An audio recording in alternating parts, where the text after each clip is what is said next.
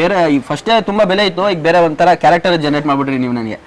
But ಇನ್ನೊಂದು ಮಾತು ಹೇಳ್ತೀನಿ, ಬಟ್ ಇದೊಂದು ಸೋಷಿಯಲ್ ಸರ್ವಿಸ್ ಸೈಡ್ಗೆ ಇಕ್ಕಿದ್ರಿ. ಮುಂಚೆಯಿಂದನೂ ನಾನು ಇವ್ರನ್ನ ನೋಡ್ತಿದ್ದೆ, ಅಲ್ಲಿಂದ ಒಂದೇನೋ ಒಂದು ಒಳ್ಳೇದು ಮಾಡಬೇಕು ಅಂತ ಈ ವ್ಯಕ್ತಿನ ನೋಡಿನೇ ನನ್ನ ಮನಸ್ಸಲ್ಲಿ ಬಂದಿದ್ದು.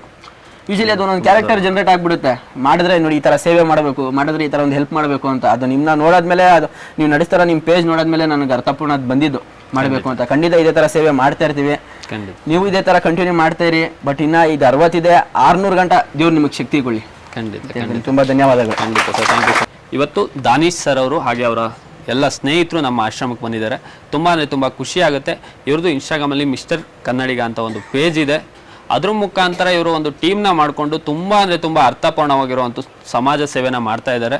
ನಿಜಕ್ಕೂ ಖುಷಿ ಆಗುತ್ತೆ, ನಿಜಕ್ಕೂ ದೇವ್ರು ಮೆಚ್ಚುವಂಥ ಕೆಲಸನ ಮಾಡ್ತಾ ಇದ್ದಾರೆ. ಅದೇ ನಿಟ್ಟಿನಲ್ಲಿ ಇವತ್ತು ನಮ್ಮ ಆಶ್ರಮಕ್ಕೆ ಸಹ ಅವರ ಒಂದು 20K ಫಾಲೋವರ್ಸ್ ಕಂಪ್ಲೀಟ್ ಆಗಿರೋ ಖುಷಿಯಲ್ಲಿ ಇವತ್ತು ನಮ್ಮ ಆಶ್ರಮಕ್ಕೆ ಹಾಸಿಗೆಗಳು ಮತ್ತು ರೇಷನ್ನ ಕೊಡಿಸಿದ್ದಾರೆ. ತುಂಬ ಖುಷಿ ಆಗುತ್ತೆ. ಅವರ ಒಂದು ಸಮಾಜ ಸೇವೆ ಇದೇ ರೀತಿ ಇನ್ನು ದೊಡ್ಡ ಮಟ್ಟದಲ್ಲಿ ಬೆಳೀಲಿ. ಮಿಸ್ಟರ್ ಕನ್ನಡಿಗ ಅನ್ನೋ ಒಂದು ಪೇಜು ಇನ್ನು ತುಂಬ ದೊಡ್ಡ ಮಟ್ಟದಲ್ಲಿ ಬೆಳೀಲಿ. ಹಾಗೆ ಇವ್ರಿಗೆ ಹಾಗೂ ಇವರ ಕುಟುಂಬದವರಿಗೆ ಆಯುಸ್ಸು ಆರೋಗ್ಯ ಕೊಟ್ಟು ಕಾಪಾಡಲಿ.